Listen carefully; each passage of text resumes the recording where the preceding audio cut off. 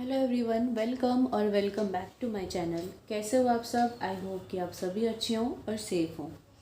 हमने स्टार्ट किया हुआ है BA/BSc 6 sem maths linear algebra, जिसमें chapter number 2 basis and dimension मैं आपको करवा रही हूँ।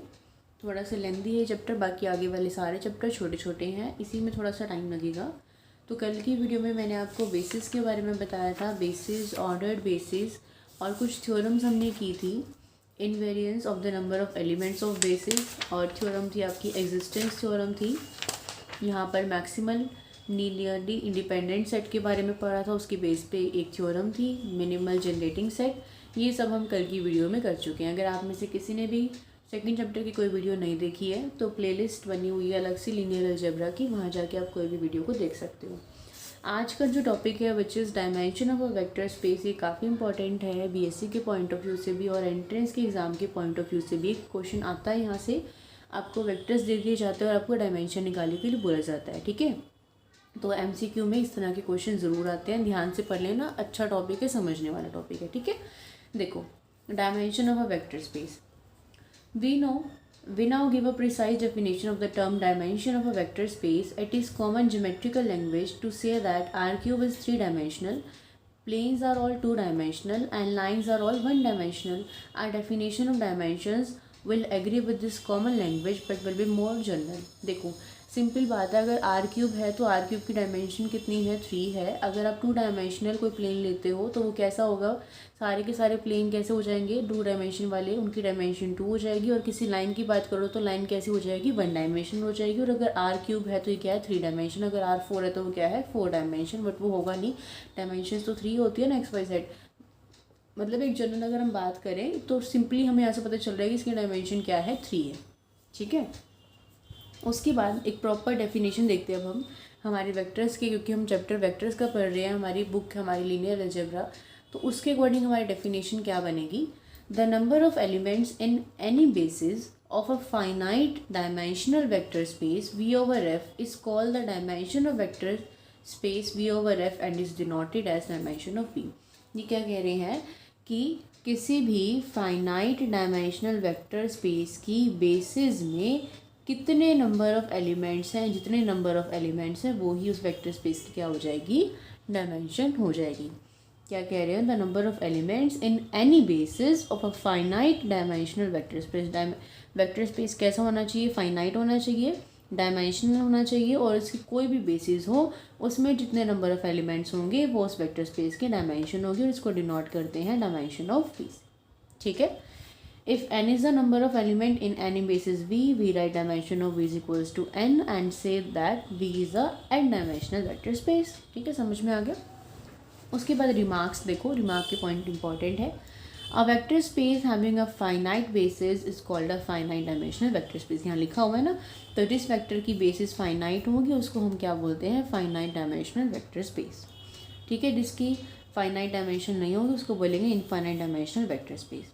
तीसरा पॉइंट दे रखा है, since a basis for a vector space V can be chosen for the given generating set for V, the dimension of V is always less than और equals to the number of elements in any generating set. देखो, basis में क्या होता है, हमें generating set के बारे में पढ़ना पड़ता है, स्पैन करते हैं।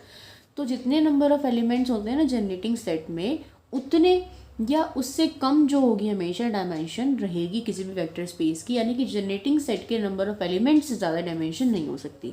मतलब जितने नंबर ऑफ एलिमेंट्स हैं जनरेटिंग सेट में वो उतनी ही हो सकती है डायमेंशन उसकी, या उससे कम, लेकिन उससे ज़्यादा नहीं होगी, ठीक है। जैसे अगर यहाँ लिख रखा है, अगर V की डायमेंशन n है तो then any linear independent set can have at most n element. तो अगर आप इसका कोई भी लीनियरली इंडिपेंडेंट सेट लोगे तो उसमें ज़्यादा से ज़्यादा कितने एलिमेंट हो सकते हैं? n, क्योंकि इसकी डायमेंशन क्या है?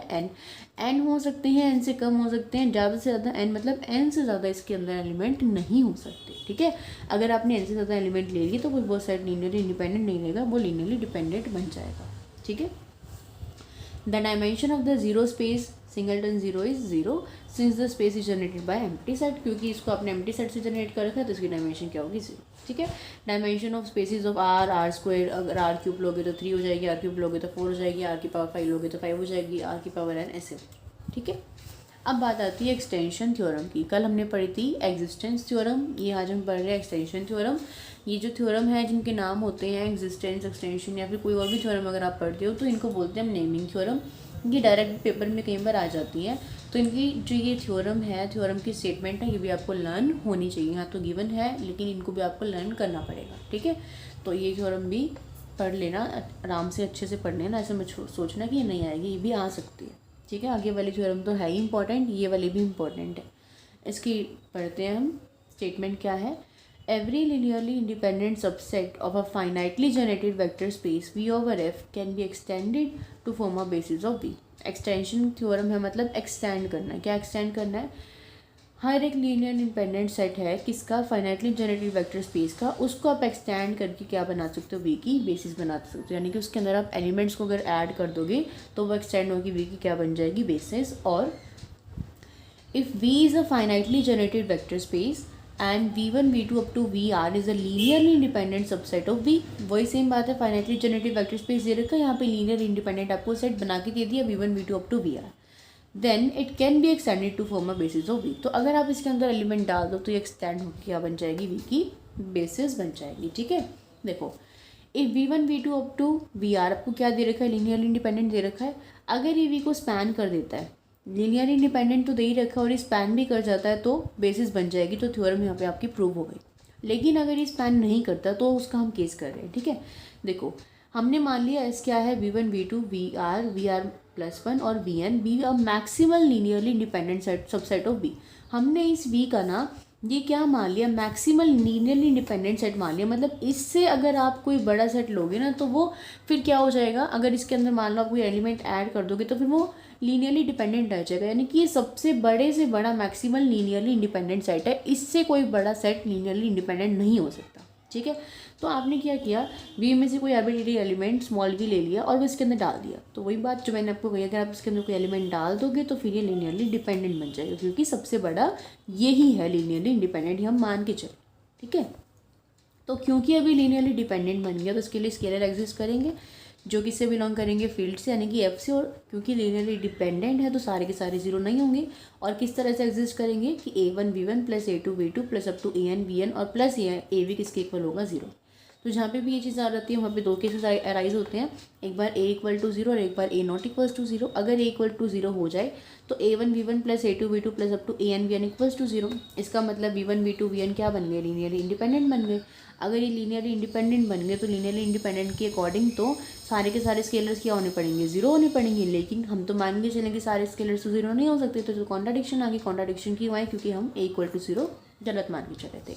अब केस आता है जब A नॉट इक्वल्स टू 0, तो एक नॉट इक्वल्स टू 0 तो यहाँ से V की वैल्यू निकाल दी हमने, minus A1 by A V1 minus A2 by A V2 up to minus AN by A।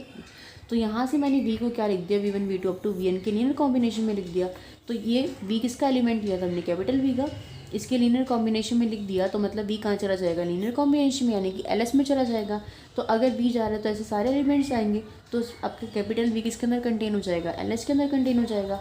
और ये हम पीछे वाली थ्योरम्स में पढ़ते आ रहे हैं कि S क्या है? आपका सबसेट है किसका? V का। तो S किसके अंदर कंटेन होता है? V के अंदर कंटेन होता है। S किसके अंदर कंटेन होता है? V। और ये कैसा होता है? Linearly independent set.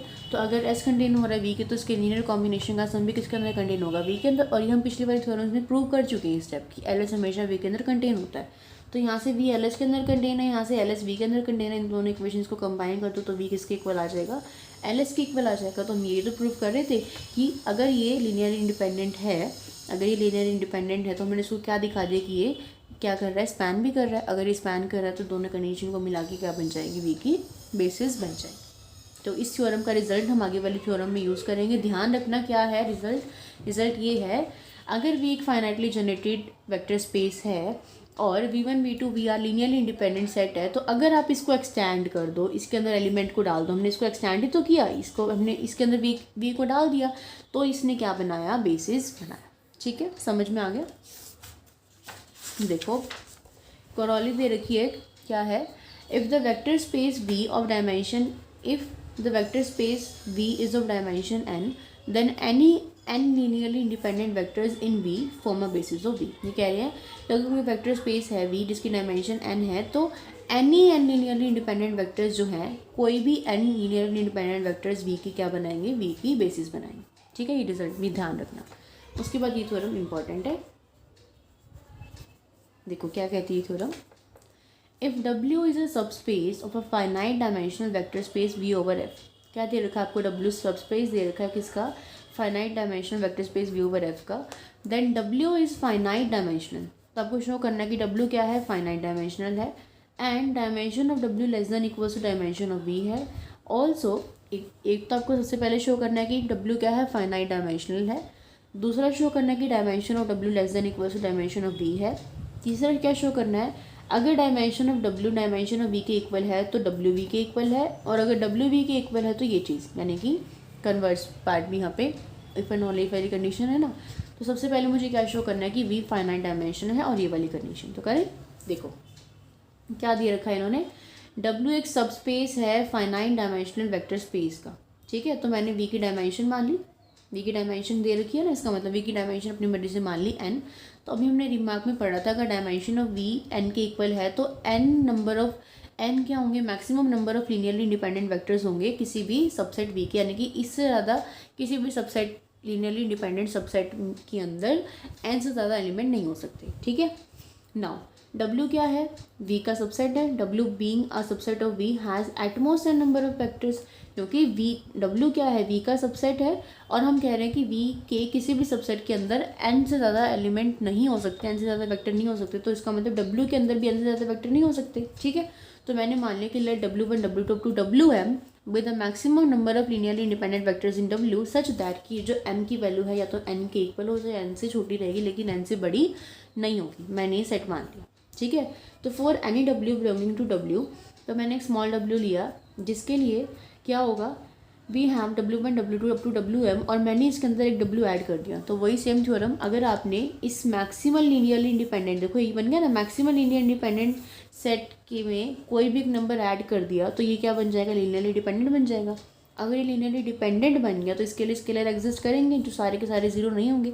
तो क्या लिख सकते हैं हम इसको लीनियर कॉम्बिनेशन में, A1 W1 plus A2 W2 plus up to AM WM plus AW equals to 0, ऐसे लिख सकते हैं। अब वही सेम बात दो कैसे राइज होते हैं, अगर A 0 के इक्वल हो जाए तो क्या बन जाएगा, A1 W1 plus up to AM WM की इक्वल टू 0। इसका मतलब यहाँ से तो ये क्या बन गया, लेकिन W1 W2 up to WM तो क्या थे, लीनियरली इंडिपेंडेंट थे। अब लीनियरली इंडिपेंडेंट थे तो सारे के सारे क्या हो जाएंगे, 0, लेकिन नहीं तो कॉन्ट्रडिक्शन आ गई।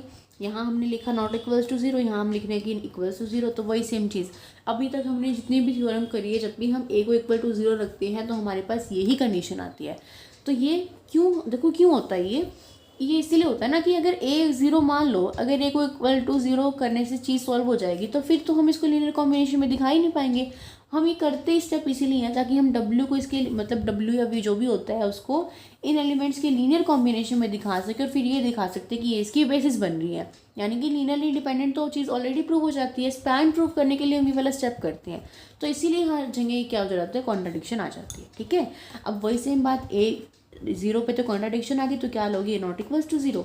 तो यहाँ से अगर A नॉट इक्वल्स टू 0 है तो आपने W की वैल्यू निकाल दी, यहाँ से W की वैल्यू निकाल दी, क्या बनी, -A1 into W1 by A। समझ में आगे कैसे करा है, तो इसका मतलब हमने W को किसके लीनियर कॉम्बिनेशन में रिप्रेजेंट कर दिया, W1 W2 up to WM। So W1 W2 WM क्या करेगा, स्पैन करेगा W को, ठीक है, और स्पैन करेगा, and so W is a finite dimensional. अब अगर वो उसको स्पैन कर रहा है तो उसका मतलब उसकी फाइनाइट डायमेंशन बन गई ना, बेसिस जो होती है वो फाइनाइट डायमेंशनल, हमने पढ़ी थी ना ये चीज़। तो इसका मतलब W1 W2 WM क्या बन गई, V की बेसिस बन गई। क्या दिखाना था आपको, then W is a finite dimensional दिखाना था ना। तो देखो डायमेंशन ऑफ W, हमने डायमेंशन ऑफ W यहाँ से क्या आ गई, कितने नंबर ऑफ एलिमेंट है इसमें, m नंबर ऑफ एलिमेंट है। तो हमने यही तो पढ़ा था ना कि अगर ये सेट है और इसका बेसिस है तो इसकी डायमेंशन क्या होगी, इसके अंदर जितने नंबर ऑफ एलिमेंट है, तो W की डायमेंशन क्या आ गई, m आ गई। तो फाइनाइट डायमेंशन दिखाना था ना, तो फाइनाइट डायमेंशन आ तो गई, m इसकी फाइनाइट डायमेंशन आ गई, ठीक है।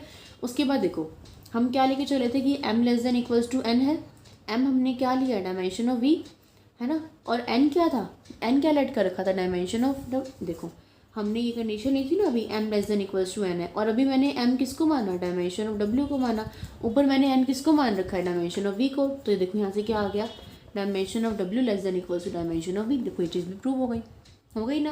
रह क्या गया, अब ये रह गया कि अगर डायमेंशन ऑफ V की डायमेंशन और W की डायमेंशन सेम है तो W और V सेम है, और W और V अगर इक्वल है तो इनकी डायमेंशन सेम, ठीक है। देखो आपने मान लिया कि वी और डब्ल्यू की डायमेंशन सेम है which is equals to N, ठीक है, मान लिया। उसके बाद देखिए आपने क्या माना कि let A is equals to W1 W2 W1 be a basis of W। आपने ए को ये माना कि ये W की क्या है, बेसिस है, ठीक है। तो देखो इसका मतलब आप W को क्या लिख सकते हो, लीनियर कॉम्बिनेशन में लिख सकते हो, एक ही बेसिस है तो स्पैन करेगा। स्पैन का मतलब क्या होता है, स्पैनिंग की कंडीशन ये तो होती है कि W इक्वल टू L है and A is linearly independent subset of W। ए यहाँ पे क्या है, लीनियरली इंडिपेंडेंट है, क्योंकि बेसिस की कंडीशन क्या होती है, एक तो स्पैन करेगा, एक तो ये स्पैनिंग की कंडीशन लगा दी, और ए क्या होगा, लीनियरली इंडिपेंडेंट सबसेट होगा। अब क्योंकि डायमेंशन ऑफ वी किसके इक्वल है, एन के इक्वल है, तो ए किसकी बेसिस हो जाएगी, वी की भी बेसिस होगी, क्योंकि हम कह रहे हैं कि इन दोनों की जो डायमेंशन है वो सेम है। तो यहाँ से अगर डायमेंशन ऑफ वी एन के इक्वल है और ए किसकी बेसिस है, वी की बेसिस है, तो कोई भी वी जो स्मॉल वी में बिलोंग करेगा, तो उसके लिए मैं क्या लिख सकती हूँ कि वी किसके इक्वल होगा, A1 W1 plus A2 W2 plus up to A and W1 की इक्वल होगा। यानी कि वी को मैंने लीनियर कॉम्बिनेशन में लिख दिया इन सब के, जो किसके अंदर कंटेन करा है, W के अंदर कंटेन करा है। तो मतलब ये सारे के सारे वी स्मॉल वी की तरह और भी आर्बिट्रेरी एलिमेंट्स के लिए सेटिस्फाई करेगा। वी था किससे, कैपिटल वी से, तो इसका मतलब वी किसके अंदर कंटेन हो गया, W के अंदर कंटेन हो गया। और W क्या था, वी का सबस्पेस था, तो W तो वी के अंदर कंटेन है ही। तो इन दोनों इक्वेशन को कंबाइन कर दो तो क्या आ गया, यहाँ से W इक्वल्स टू वी नहीं आ गया। समझ में आया, कुछ भी नहीं किया हमने क्या किया, डायमेंशंस ली, हमने लेट किया कि ए इसके इक्वल है, बेसिस है, और क्योंकि बेसिस है तो मतलब इसको मैं W इक्वल टू L ले लिख सकती हूँ, और ए क्या है, लीनियरली इंडिपेंडेंट है। बेसिस वाली मैंने दोनों वो लगाई है, कुछ भी नहीं लगाया। फिर मैंने लिखा कि डायमेंशन ऑफ वी, यहाँ से तो मैंने W का काम कर दिया, यहाँ से मैंने लिखा कि डायमेंशन ऑफ वी अगर N के इक्वल है और ए क्या है, वी की बेसिस है, अगर वी ए की बेसिस है तो मैं क्या लिख सकती हूँ, कोई भी स्मॉल वी अगर मैं ए से लिखूंगी तो मैं इसको लीनियर कॉम्बिनेशन में लिख सकती हूँ, क्योंकि बेसिस है तो मतलब लीनियर इंडिपेंडेंट है। तो मैंने बस वो लिखा। तो यहाँ से क्या आ गया, हम लेके चले थे कि वी और डब्ल्यू की डायमेंशन सेम है, मैंने प्रूव कर दिया कि वी और डब्ल्यू भी क्या है, इक्वल है। समझ में आ गया, कन्वर्स बिल्कुल आसान सा। देखो अगर मान लो डब्ल्यू और वी इक्वल है, मान के चले आप, तो देखो यहाँ से डब्ल्यू क्या है, वी का सबस्पेस मान रखा है, हमने मान रखा है ना, डब्ल्यू क्या है, वी का सबस्पेस है। और क्योंकि अब ये दोनों इक्वल हो गए, अगर डब्ल्यू वी का सबस्पेस है तो देखो ये वाली कंडीशन सेटिस्फाई नहीं करेगी, जो भी हमने प्रूव करी कि अगर वी डब्ल्यू क्या था, वी का डब्ल्यू क्या था, सबस्पेस था वी का, तो ये कंडीशन सेटिस्फाई हो रही थी कि नहीं हो रही थी, कि dimension of W less than equal to dimension of V रहेगी। तो यानी अगर डब्ल्यू सबस्पेस है वी का तो ये कंडीशन सेटिस्फाई होगी। लेकिन जब ये दोनों इक्वल है तो मैं कह सकती हूँ कि वी क्या है, डब्ल्यू का सबस्पेस है, और वी अगर डब्ल्यू का सबस्पेस है तो ये वाली कंडीशन सेटिस्फाई होगी, है ना। जो बड़ा होता है, सबस्पेस होता है, उसके लिए कंडीशन सेटिस्फाई हो जाती है ना। तो हमने एक बार डब्ल्यू पे लगा दी, एक बार वी पे लगा दी। तो देखो इन दोनों इक्वेशंस को, dimension of W less than equals to V, dimension of V less than equals to W, तो ये कब पॉसिबल है, जब इन दोनों की डायमेंशंस क्या होंगी, सेम होंगी, बस और कुछ भी नहीं था इसमें। समझ में आ गई थ्योरम। इस थ्योरम से हमें क्या पता चला कि वी अगर सबस्पेस है finite dimensional vector space V over F का, तो डब्ल्यू क्या है, फाइनाइट डायमेंशनल है, और डब्ल्यू की डायमेंशन हमेशा लेस देन इक्वल्स टू रहेगी डायमेंशन ऑफ वी से। और डब्ल्यू और वी के अगर डायमेंशन सेम है तो डब्ल्यू और वी भी सेम होंगी, और डब्ल्यू और वी अगर सेम है तो इनकी डायमेंशंस भी सेम होंगी, ठीक है। तो डायमेंशंस को पढ़ने से पहले हमने जो टॉपिक पढ़ा था कल, वो क्या पढ़ा था, बेसिस का, basis, ordered basis, existence theorem, maximal linearly independent set, minimal generating set, ही पढ़ा था ना। डायमेंशंस हमने आज पढ़ी, तो सबसे पहले एग्जांपल किस पे आएंगे, बेसिस पे आएंगे, ठीक है। तो बेसिस प्रूव करने के लिए दो चीज़ें प्रूव करनी है, लीनियरली इंडिपेंडेंट और स्पैन। लीनियर इंडिपेंडेंट प्रूव करने के लिए हम बेसिकली क्या लेके चलते हैं, आर्बिट्रेरी एलिमेंट्स लेके चलते हैं और इनके लीनियर कॉम्बिनेशन को जीरो के इक्वल दिखा देते हैं, ये करते हैं ना। और दूसरा तरीका ये भी हो सकता है कि आप क्या करो, इनको मैट्रिक्स फॉर्म में लिख लो ऐसे 1 0 0 0 1 0 0 0 1, और इसका डिटर्मिनेंट निकालो। डिटर्मिनेंट अगर नॉट इक्वल्स टू 0 आ जाए, डिटर्मिनेंट अगर नॉट इक्वल्स टू 0 आ जाए तो भी क्या होते हैं, लीनियरली इंडिपेंडेंट, ठीक है। करें, prove that the set 1 0 0 0 1 0 0 0 1 is the basis of vector space R cube over R. ऐसा आपको ये दे रखा है, तो आपने क्या किए, तीन आर्बिट्रेरी एलिमेंट्स ले लिए such that A into this plus B into this plus C into this is equals to 0, ठीक है।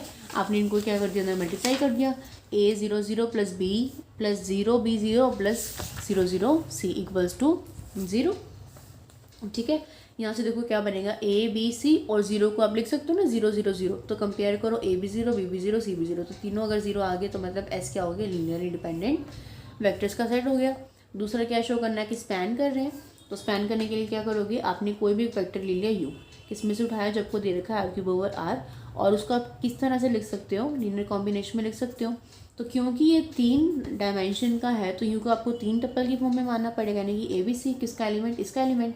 तो ए बी सी को आपने कैसे लिखा, A00 + 0 क्यों लिखा आपने इसको ऐसे, क्योंकि मैंने आपको बताया था अगर 3 टप्पल की फॉर्म में होता है तो ऐसे होता है ना, अगर 2 में होता है तो E1 E2 E2 E3 E3 E1, और अगर 3 टप्पल की फॉर्म में होता है तो फर्स्ट एलिमेंट E1 बाकी दोनों ज़ीरो, सेकंड वाला सेकंड में ज़ीरो, सेकंड वाला आएगा बाकी दोनों ज़ीरो, थर्ड में थर्ड वाला आएगा और बाकी दोनों ज़ीरो। तो उसी तरीके से आपने ए बी सी को इसके फॉर्म में कैसे लिखा, A00 0 B 0 एंड 0 0 C, ठीक है। उसके बाद आपने क्या किया, ए को बाहर रखा तो 100 + B 0 10 + C 0 0 1, तो इसका मतलब ए बी सी को क्या बनना था यू, तो आपने यू को क्या लिखा, इसके लीनियर कॉम्बिनेशन में लिख दिया, यानी कि 10 U has been express as linear combination of element of S, S के एलिमेंट थे ना ये ए बी सी, तो आपने यू को ए बी सी के फॉर्म में लिखा, यानी कि एस के लीनियर कॉम्बिनेशन में लिखा। तो यू क्या था, आर क्यूब का कोई भी आर्बिट्रेरी एलिमेंट था, तो मतलब क्या कर दिया, एस ने स्पैन कर दिया किसको, इसको, तो एस ने स्पैन भी कर दिया और एस लीनियर इंडिपेंडेंट भी था यहाँ से, तो इसका मतलब क्या बन गया, बेसिस बन, समझ में आ गया।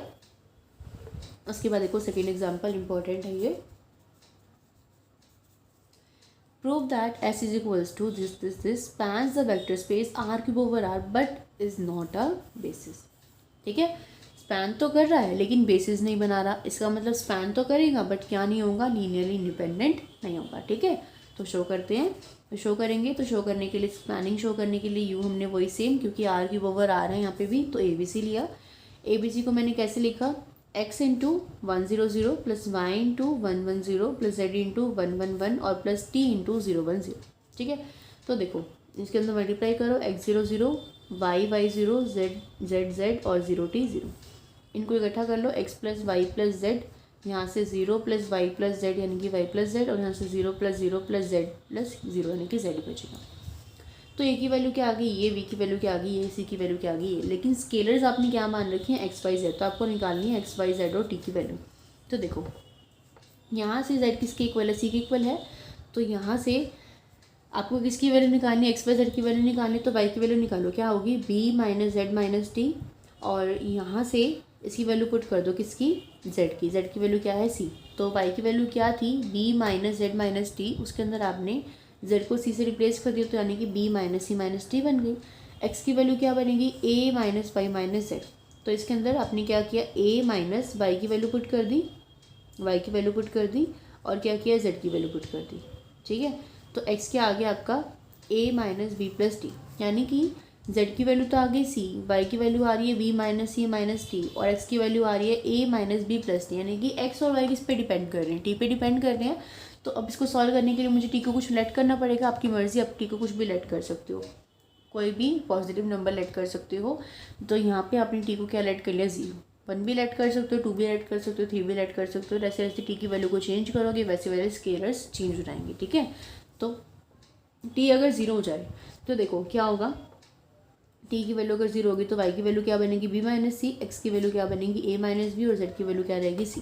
तो टी को 0 हो गया तो इस वाली फर्स्ट इक्वेशन में आ जाओ, इसमें वैल्यू पुट करो, ए बी सी किसके इक्वल होगा, एक्स की वैल्यू क्या बनेगी, a - b into this, Y की वैल्यू क्या बनेगी आपकी b - c into this, Z की वैल्यू किसके इक्वल है, c प्लस इंटू टी को आपने क्या पुट करा, 0 प्लस इंटू दिस, यानी कि आपने ए बी सी को किसके लीनियर कॉम्बिनेशन में दिखा दिया, इसके एलिमेंट्स के लीनियर कॉम्बिनेशन में नहीं दिखा दिया क्या।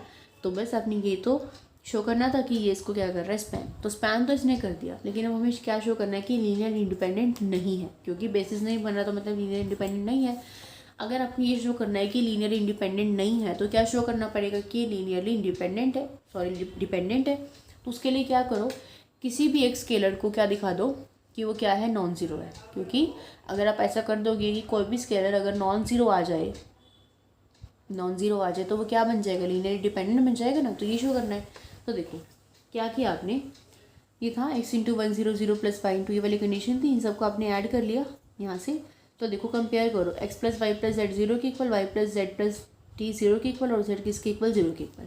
तो यहाँ से z 0 के इक्वल है, यहाँ से z को 0 पुट करो, y किसके इक्वल आ जाएगा, -t के इक्वल आ जाएगा, यहाँ पे z को 0 के इक्वल पुट करो तो x किसके इक्वल आ जाएगा, यहाँ से देखो y माइनस टी के इक्वल आ गया, यहाँ पे y और z की वैल्यू पुट करो तो x किसके इक्वल आ जाएगा, t के इक्वल आ जाएगा। ठीक है, अब देखो अब t की वैल्यू पुट करेंगे हम कुछ भी, तो हमने t की वैल्यू पुट करके देखी 1, तो अगर आपने t की वैल्यू 1 पुट करी तो z 0 बन गया, y माइनस 1 बन गया और x क्या बन गया 1।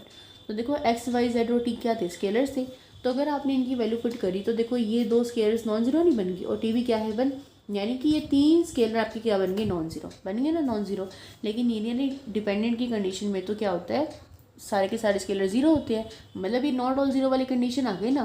तो thus they are the scalars which are not all equals to zero, तो not all equals to zero है तो मतलब ये क्या होंगे, linearly not a linearly independent set. ठीक है, क्योंकि लीनियरली इंडिपेंडेंट में क्या होता है, सारे के सारे जीरो होते हैं, बट यहाँ नॉट ऑल जीरो वाली कंडीशन आ गई तो मतलब ये बेसिस नहीं बना रहा। समझ में आ गया।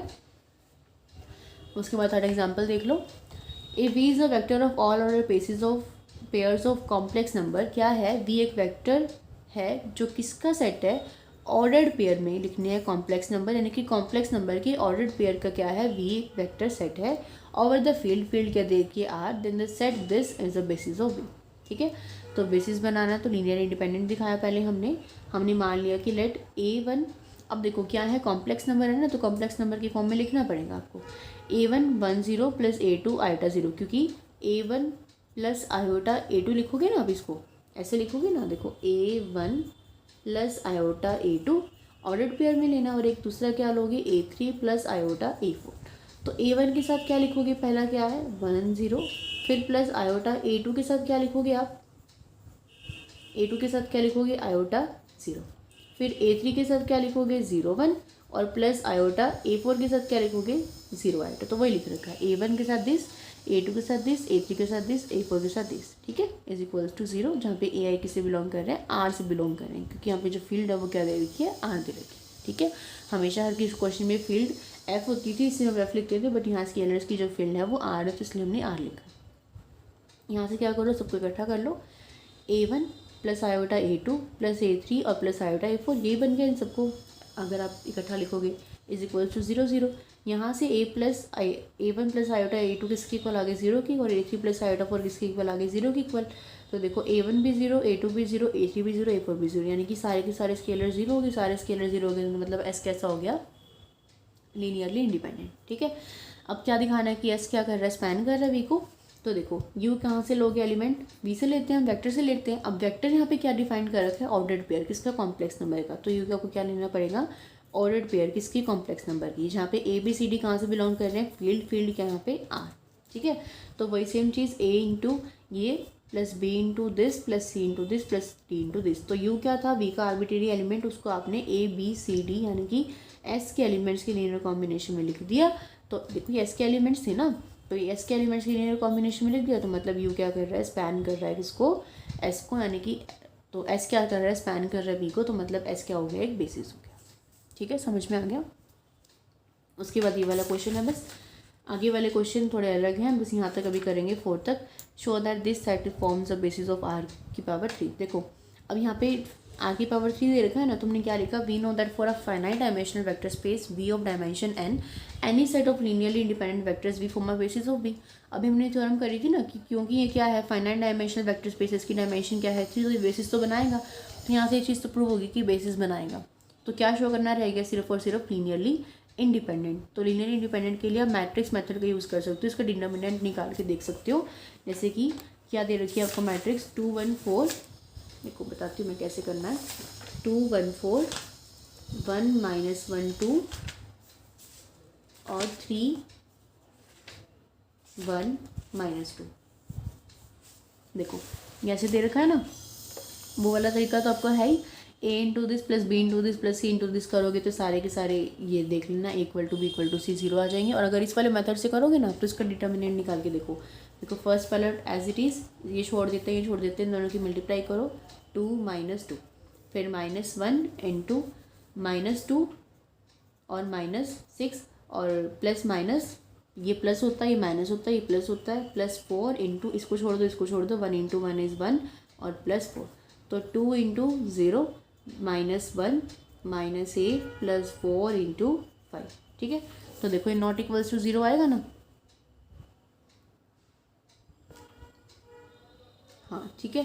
तो इसका मतलब ये क्या है, लीनियरली इंडिपेंडेंट। ठीक है, आपकी मर्ज़ी, आप ऐसे करके देख लेना, क्योंकि वेक्टर स्पेस में हम जनरली ऐसे करते हैं, बट अगर आप एंट्रेंस में क्वेश्चन सॉल्व कर रहे हो तो वहाँ ये मैटर नहीं करता कि आप कौन से मेथड से कर रहे हो, आपको बस आंसर ठीक होना चाहिए। तो इसी वजह से हम डिटर्मिनेंट वाले तरीके से भी चेक कर सकते हैं। ठीक है, तो यहाँ से बस ये दिखाना था कि लीनियरली इंडिपेंडेंट है। हमने बेसिस वाली जो डेफिनेशन थी वो थ्योरम से लिख दी। तो आज के लिए इतना सफिशिएंट है, बहुत हो गया।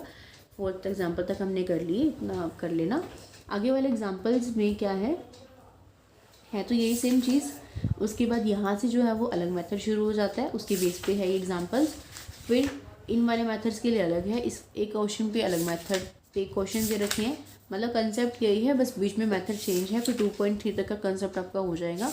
उसके बाद सिर्फ 2 थ्योरम रह जाती है आपकी, डायमेंशनल ऑफ लीनियर सम और डायमेंशनल ऑफ डायरेक्ट सम। बस फिर आपका सेकंड चैप्टर कंप्लीट हो जाएगा। ठीक है, ओके, समझ में आ रहा है आपको? ध्यान से साथ साथ अपना करते रहना। बहुत कम टाइम है, आपको पता है, तो जितना भी हो रहा है आपसे, मुझे पता है एग्ज़ाम जल्दी हो रहे हैं तो बहुत प्रेशर है आप पे, सब पे इस टाइम, क्योंकि सबको आगे की तैयारी भी करनी है और बीएससी के एग्ज़ाम भी देने हैं और सिलेबस भी कंप्लीट नहीं हुआ होगा कॉलेजेस में और एग्ज़ाम जल्दी हो रहे हैं, तो कुछ भी नहीं कर सकते। सिर्फ और सिर्फ आप सेल्फ स्टडी करो, जितना हो सकता है उतना सेल्फ स्टडी करो।